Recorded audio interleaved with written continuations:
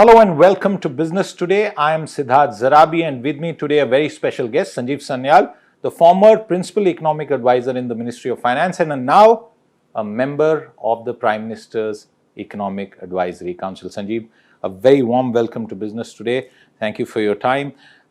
We are talking at a time when the latest inflation numbers in India as well as the United States have sent various signals to the markets and the broader economy. Starting with your views on India's inflation and where it stands and how it's looking to you in the weeks and months ahead. Well, the latest print for the Indian inflation, consumer price inflation, has come out at about 7%, as you know. This is outside of the 2 to 6% range, which the Monetary Policy Committee is supposed to target. So in that sense, clearly it is outside of our comfort zone. But I would like to highlight the international context in which this is happening. As you're aware, international commodity prices, particularly energy prices, have been elevated now for some time. And although they have come down a little bit on the margin, they are still very elevated now. And this is feeding through to inflation globally. Virtually every developed economy is seeing record-breaking inflation. Many emerging markets are seeing inflation running into 70-80%, I mean, countries like Turkey, for example. So, in that context, I would argue that India is doing rather well. This is not to suggest that we are not concerned about it. Obviously, we want to maintain this macroeconomic stability that we have earned through hard work. I mean, introducing that inflation targeting framework, when we did that in the years 16, 17, 18, we had to earn that macroeconomic stability. We're enjoying that now, but we wouldn't want the cat to come out of the bag. So given that context, I would argue that we will be quite, as far as possible, using as responsible tools we can, keep that control. Now, of course, I can't speak for the Monetary Policy Committee, but I think there is a consensus that, responsible macroeconomic management is key roots to our economic management overall. Sanjeev, you spoke about what happened to energy pricing across the world and consumers in the West who have never seen energy prices and food prices like this. It's like a second oil shock, only it's playing out in a different way and for different reasons. How is India compared to other economies when it comes to the outlook for inflation? There are 2 points of view. One says that perhaps the worst is now behind us and therefore fears of a global recession have receded. The other says you don't know what would happen next 2-3 months and there seems to be a bit of skittishness in the markets as a result. Well, of course, I am in no position to predict how exactly Russia will or will not supply energy to Europe. So that is the immediate context. But let me say that, of course, India as an energy importer, at least for the foreseeable future, will be impacted by whatever happens out of that cycle. But there is a bigger story here beyond just the immediate, shock from oil prices, but also from droughts. Incidentally, food prices are also being influenced by or will be influenced by droughts in Europe, in China, and so on. So there are these immediate concerns. But I think there is a bigger concern in the rest of the world, particularly in the West, in that they have not done the kinds of supply side measures needed to keep the productive side of the economy going. And you will remember the many debates that we had during the COVID period, where economists like myself had been making the point that, look, the post-COVID world is not a reinflation of the pre-COVID world. It'll have its own dynamics, its own technologies, its own supply chains, its own many other things. So in that context, you have got to maintain supply side measures, you've got to keep investing in infrastructure and so on, and not use up all your ammunition in sending demand or more specifically consumption stoking measures alone. Packets of money? Absolutely. Stimulus helicopter money. Helicopter money of various kinds. So they've used up their ammunition, have not spent it on creating supply side capacities. They've not done any supply side reforms. I mean, you look at some of their variety of their sort of systems, so to speak, economic systems, policies, etc. They're all outdated and they have not been keeping up with it. And contrast that with what we have been doing over many years. Even before COVID, we were doing serious supply side measures, GST, cleaning up the banks, insolvency and bankruptcy code, the inflation targeting framework itself. But even during COVID, we continued to do reforms. We opened up the drone sector. We opened up the geospatial sector. We removed all kinds of outdated regulations from the BPO sector, from the telecoms side. We opened up trade finance in multiple ways. So we have kept doing supply side measures, as a result of which our supply side is now vastly superior. So coming back to the point about inflation, yes, we have some amount of this imported inflation problem, but our supply side is in good shape. Our core inflation, the underlying inflation of our system, is not a concern. I am not so sure about the West. Even if you did not have these immediate concerns, their economic systems simply are not in a position to grow at any rapid rate without being able to generate other forms of inflation, whether they have shortages like in the UK, even the US, there are shortages of manpower in skilled areas, including truck drivers in many cases. So I'm just pointing out to you that the supply side matters. The supply side matters. In the Indian context, therefore, do you think inflation has peaked out? Well, domestically driven inflation has peaked out. Core inflation has peaked out. But can I make some statement about what will happen to energy prices abroad? No. Will we be immune, given that we are a major importer of many commodities? Are we immune to global trends? No. There will also perhaps be some turbulence to food prices given the droughts around the world. And even in India, we have had uneven rainfall. And heat waves which have impacted wheat production, for example. Yes, and we have comfortable food stocks at home, but we can't be immune to what will happen in the rest of the world if China suddenly needs to buy a large amount of extra rice. So, point I'm making to you is we are not immune to the rest of the world. Disruptions in production, say in Europe, from blackouts over winter, for example, that will have an impact on us. I mean, we import chips and all kinds of parts and machinery from, say, Germany and other parts of Europe. Those could get disrupted. So what I'm trying to say is we are a part of the world. We cannot be immune to that. But let me say that India is part of the solution. Our supply side has been consistently supplying to the rest of the world things that it needs, whether it's, of course, the vaccines and pharmaceuticals is something, of course, we saw during the COVID period.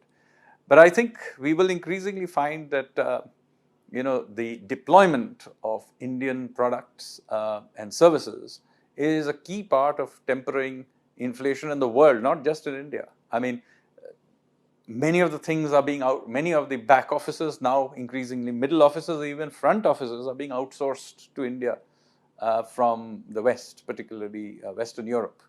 That is key to keeping their costs going. I mean, airlines like Lufthansa and British Airways and all these airlines couldn't keep going unless they had large back offices here in India. Absolutely. Russian oil has helped sort of keep the overall Indian basket of crude a little tempered. But our oil marketing companies have taken a big hit in the last few months because we have gone back to a quasi-administered pricing mechanism. Fuel prices of petrol, diesel have not been raised for many months now. How long do you think this kind of situation can continue and the government and the oil marketing companies which the government owns bear such a burden? Well, in general, we like the markets to function. But when the market breaks down because of a random shock like a war, certainly some amount of administering has to be done. This is not our first preference, but some sort of guidance and management has to be done when markets break down because of certain exigencies. So that's what we have done. That has allowed our macroeconomic conditions at home to remain in control. As oil prices have recently come off, you will have seen we have also allowed some of, I think, as things stand right now, oil companies are recouping from their sales. So I think some amount of management is being done. It's merely a matter of practical exigency. It's not our default. I don't think anybody wants to go back to the old system of complicated system of administering prices. And as and when normalcy returns to the global energy market, we will similarly go back to the old system of allowing prices to find their old level. It's a far more sensible thing to do under normal circumstances, but as I said, under circumstances where disruptions happen, then interventions are needed. And this is also true, by the way, of food prices. You may have seen we have occasionally placed restrictions on food exports and so on. That's not because we are against food exports. Far from it. We think that Indian farmers are capable of competing globally and being able to be part of our export machine. But then there are times where you have to also temper it, because you have these very unusual circumstances of major droughts around the world, unprecedented at many levels. I'm glad you mentioned that because you just told our viewers about the range of steps in some ways, which has also included export restrictions and controls, especially, let's say, on rice and wheat and other products in the recent past. Is that a sustainable strategy, and is it a trade-off between impacting our exports to some extent versus controlling domestic prices? Let's be very clear. In the medium term and long term, we want India's agricultural sector to be globally competitive, and it is in many segments, and to be out there in the world and be supplying to the rest of the world. In other words, we should be part of the solution. But even under these circumstances, we will be exporting in many categories too. But nevertheless, we do understand that certain times markets do break down. And when markets break down, we have to put some sort of tempering measures in order to make sure that our own macroeconomic requirements, the requirements of our own population, are maintained. I mean, the Indian interests have to be continue to be managed through this. So it's not black and white. There are many shades of gray along the way. But let me say that in the longer term, we want Indian manufacturing, Indian agriculture as well to export. What about the interests of farmers? Because many farmer representatives say that when prices go up, it is a time for them to realize more. And at that time, the government of the day comes in and protects middle class interests by putting in price restrictions. Well, it's a call we'll then have to take. Should we have completely free markets? In which case, we will also have to act in the other direction, i.e. when prices fall, we will also then need to think about minimum price controls as well. So you can't have it both ways. So we have decided as a society that there is a narrow band in which things are going to move, then we have accepted that both ways. It's a compact as a society. Now, if we allow for higher volatility, that's also fine, but then we have to allow it both ways. My own view is that as things stand, given the way our warehousing and other sort of cold chain networks and other things are set up, as things stand, I would argue that some intervention to maintain this band is fair enough. Longer term, as you know, I am in favor of having much more liberalized agriculture markets, combined with the cold chain that allows for the management using the markets themselves. But as things stand, though, that cold chain is not going to turn up tomorrow morning, and some of the enabling farm laws, as you know, have been also withdrawn. So, given the current situation, I think this is the best we can do. Fair enough. There is also some commentary about our food grain stocks being at multi-year lows, primarily on account of the fact that we also are providing additional support through the continuation of the Pradhan Mantri Anna Kalyan Yojana. Is that a matter of concern? Because I picked up some chatter that, oh, our food grain stocks are low, and there's also some political commentary on it, but we leave the politics aside. As an economist, do you think this is a matter of concern? So, we have now for many years had food grain stocks far in excess of what is the norms that we had given to ourselves. And till not so long ago, the discussion used to be about how much wastage is happening, it's getting diverted to the alcohol industry and so on. So, in that context, I would say that, look, maybe it has come off from the peak, but is it the case that it's inadequate? No, I think it's still reasonably adequate.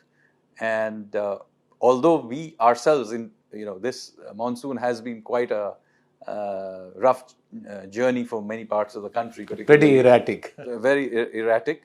I believe, however, in the very end, it is now there's some heavier rain happening in the eastern part of the country, which had a drought situation. But nevertheless, I don't think it's unfair to say that we should expect the harvest to have been, at least in some parts of the country, to have been affected. Do we have enough food stocks to be able to sort of ride through that? Yes, we do. Okay, that's a good point. In the past, you have spoken about, and other people in the government have also spoken about, the necessity to look at any manner of stimuluses very carefully and time their withdrawals properly. Even during the peak of the COVID, the government followed a certain strategy. You were in North Block at that point of time. My question is it time to withdraw the stimulus of the Anna Kalyan Yojana, which is the free food grain that is being provided at a considerable cost to the exchequer? Certainly, it was an emergency measure. It was an important one over a period of 2 years. I'm sure my colleagues in the North Block are relooking at what is the current situation. I am personally no longer involved in that issue anymore. Your assessment of Atmanirbhar initiatives, now I'm talking about the broad thing because you've also been involved in that. How Atmanirbhar is the Indian economy 2 years after we started going down that route? Your broad stroke sense of where we stand today. So first of all, let me clarify what we mean by Atmanirbhar. Very often it's taken to suggest that we are trying to go back to socialist era import substitution. Not at all the case. This is a former RBI governor is also critical of the production linked incentive scheme, for example, just to interrupt you. So I think, well, that is an incentive towards scaling, including for export purposes. So that's a completely different issue. But let me talk about Atmanirbharta. And the key thing to understand about Atmanirbharta is about resilience and clustering effects. In other words, leveraging our domestic strengths, whether it's our market or our engineering or natural resources, whatever may be the case, in order to have a minimum clustering of activity where either our competitiveness is something that can be enhanced or the resilience of our economy can be enhanced. So, for example, critical inputs into our pharmaceuticals industry, they can't be totally reliant on single source foreign supplier. So, in all those areas where some amount of protection may be needed, that I think is not an unfair way of thinking about it. We have seen over the last 2 years, global supply chains do get disrupted, and protecting our interests is not an unreasonable thing to do. It's a common sense thing to do. This is not to suggest that we try to go back to having this, as I said, 1960s or 1970s view of import substitution. That is not the case. Nobody wants to go back to driving around in ambassador cars. But protecting our interests systematically is something we will do. And this we will do even when we are entering into foreign trade pacts. For example, we did not enter into the RCEP because we judged that it wasn't in our interest. This doesn't mean that we are against foreign trade pacts. We are obviously going ahead and signing with other countries. We've already done with UAE, with Australia. We are in serious discussions with the UK, which hopefully will get done before the end of this year, and so on. So this is a very different approach. Now, talking about the PLI scheme, well, the PLI scheme is certainly a different kind of innovation given our history. Historically, we have had some sort of an internal bias about scaling up and eulogizing sort of industrial midgets. So I think we have moved away from that and sort of understood that scale matters. Our domestic market allows us to create scale. This is good for employment, but it is also good for global competitiveness. I mean, at the end, if you want to compete in the world and be able to deliver in scale, then you need scale. That is basically what the PLI scheme is. It's a one-time sort of incentive to allow Indian industry to reach international global scales. And some industries have been selected for doing that. Is it a use of industrial policy? Yes, it is. Is it a return to socialist era import substitution? Absolutely not. Why is Raghuram Rajan critical of the PLI then? Well, you should ask him. Okay, we'll try that. Let's come to another good news today, which is the massive investment announced, and it's a big one by Vedanta and Foxconn to do a semiconductor display fab and assembly and testing unit. $20 billion will take some time to get off the ground. There are other proposals also in the pipeline. How significant is this, Sanjeev, especially because the 70s had seen a start in semiconductor manufacturing in India, and we were pretty neck to neck with even Taiwan, but we lost out on the race. Well, I can't go back and look at the 1970s. The fact of the matter is, there are many good reasons why we do need to be in there, not the least because now semiconductors, chips, and those kinds of things are an input into virtually everything.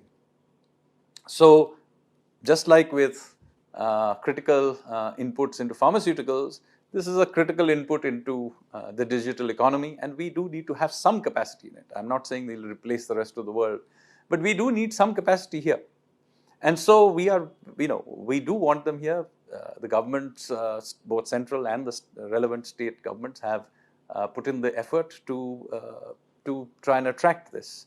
And this is a part of both being at the cutting edge of technology, but also part of our resilience plan, and therefore very much in that Atmanirbhar scheme of things.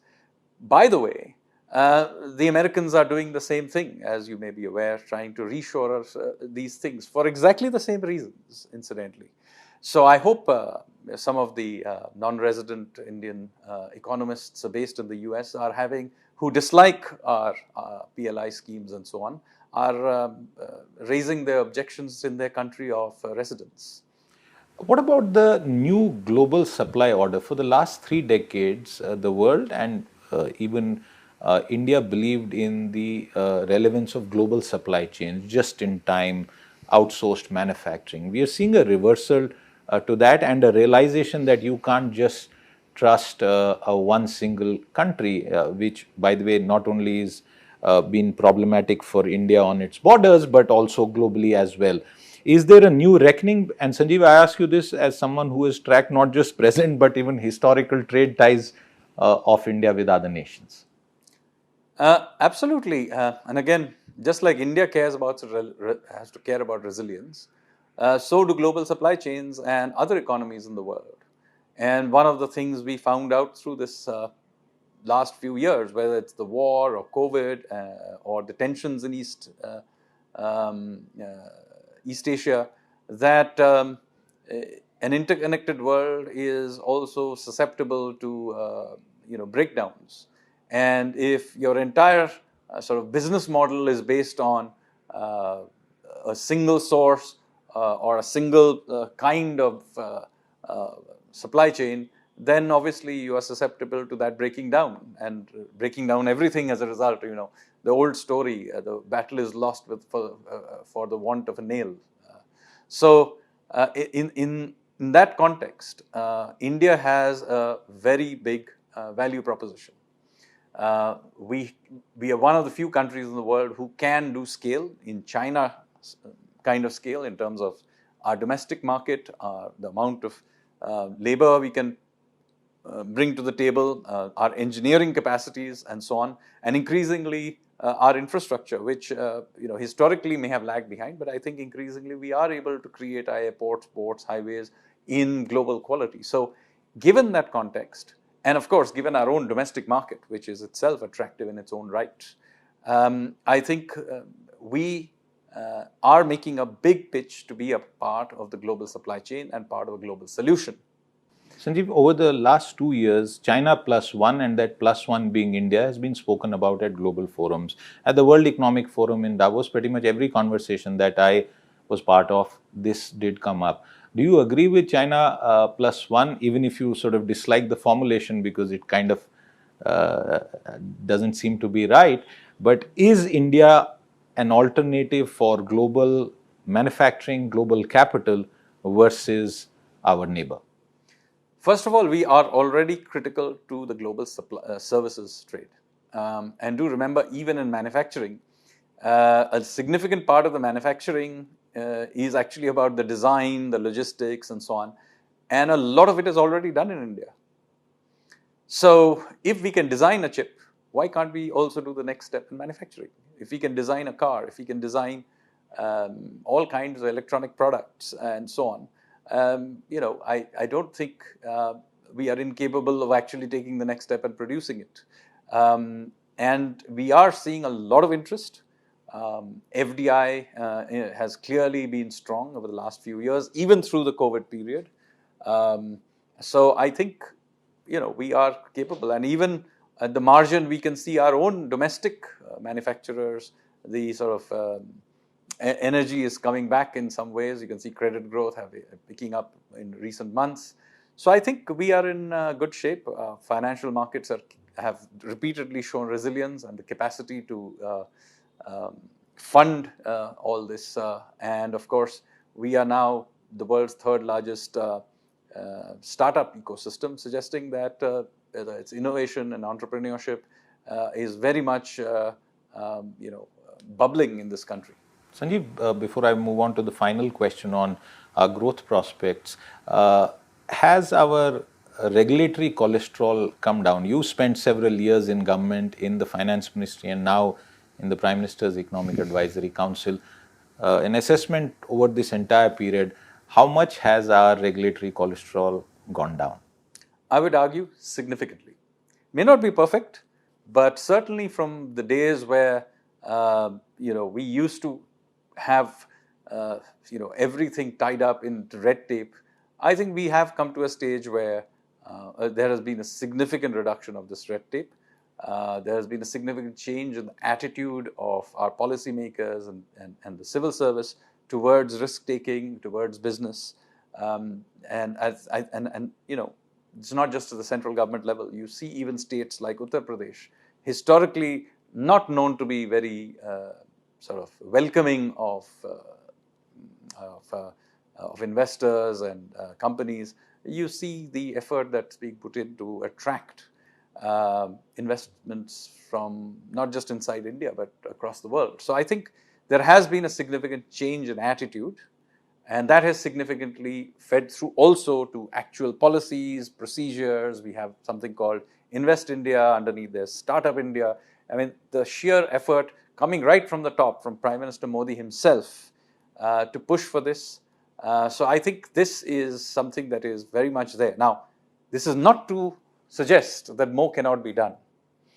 And, it's also a moving target. Remember that certain sectors get opened up, that creates new sort of avenues of investment, new businesses. They also need new kinds of rules.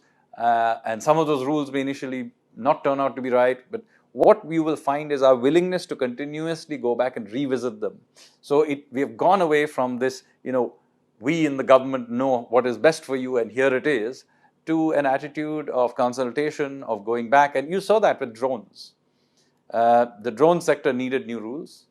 The Ministry of Civil Aviation came up with a set of rules last year. I think it was in March or April. It was deemed to be too tight. And so a few months later, it was withdrawn and a new set of much easier rules was done.